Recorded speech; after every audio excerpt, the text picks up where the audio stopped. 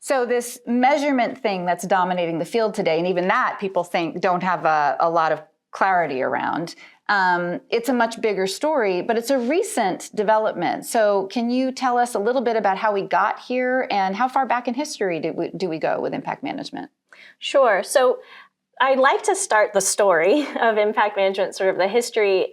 In 2004, the ARIES ratings for CDFIs, Community Development Financial Institutions, where CDFIs started measuring just a few metrics and non-financial metrics and reporting on them on a public website and for investors that were investing into CDFIs. And this was sort of the first place where, alongside the financial returns, right, what's your interest rate that you're going to get by investing in the CDFI, you are also getting a few, how many jobs are being created or other types of metrics like that. Moving forward, and I want to say that this space is rather broad, and so when we talk today about impact management and measurement, I'm referring to kind of how we got here along the way. And so another important piece is the UN Principles for Responsible Investment. This is broader than private impact investing that we're talking about here today, but I think it is important because it's a kind of international global declaration about how we want to think about investing responsibly. So negative screens, what are we not investing in, and then what are we really intentionally investing in looking forward. And then in 2007, the B Impact Assessment and the B Corp certification launched. And this group, B Lab, was really looking at how do we look at individual investments, right? Enterprises, social enterprises, and think about, do we know that they're doing good work? How can we verify that? And so they came up with an assessment and a certification that allowed them to create a list and allowed conscious consumers to buy from these companies that were doing well.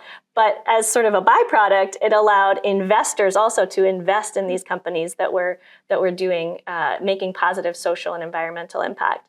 That actually happened before 2008, which is when the words or the phrase impact investing was coined, and the IRIS catalog of metrics was launched. This was kind of when the GIN was born, the Global Impact Investing Network was born.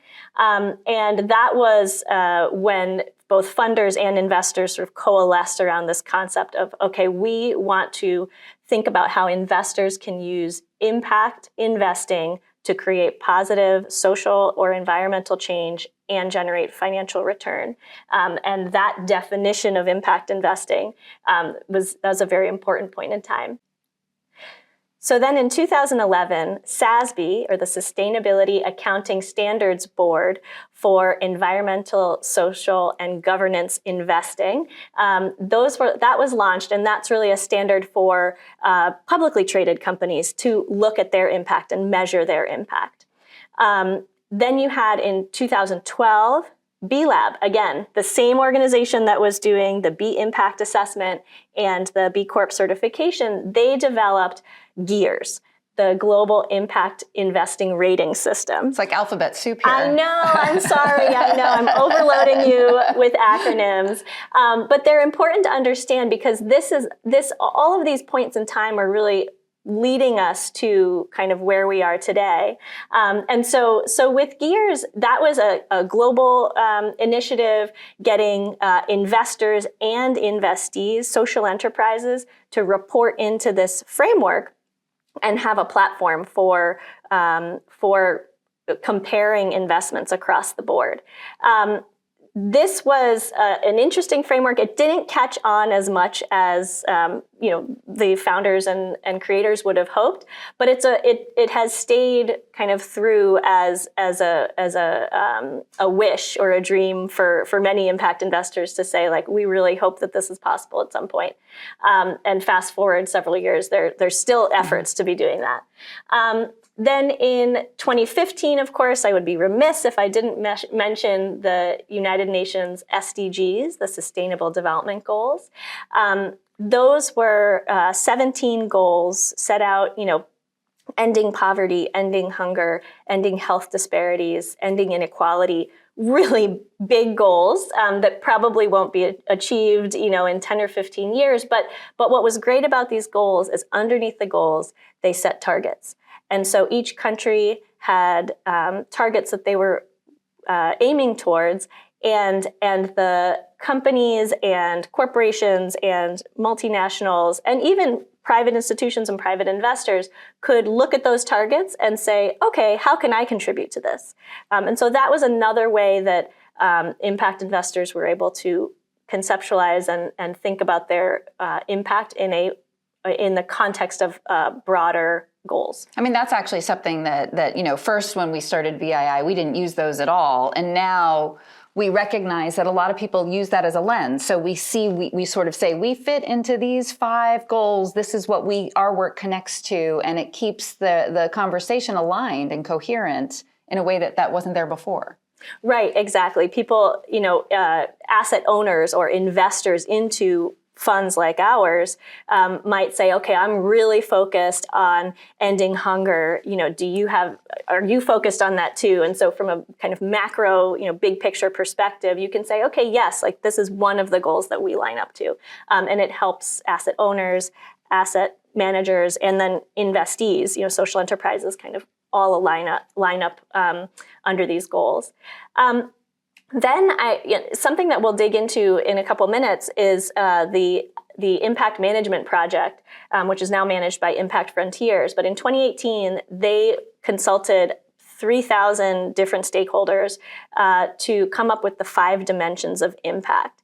And so it's sort of funny, we've been talking about impact for, many years, 10, 15 years before that.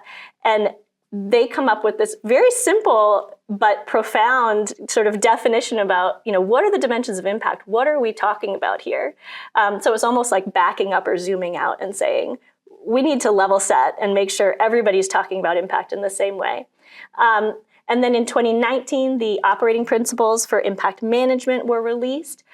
Those were developed by the World Bank and the International Finance Committee and really set out a framework for impact management through the investment process, similar to what I referred to earlier.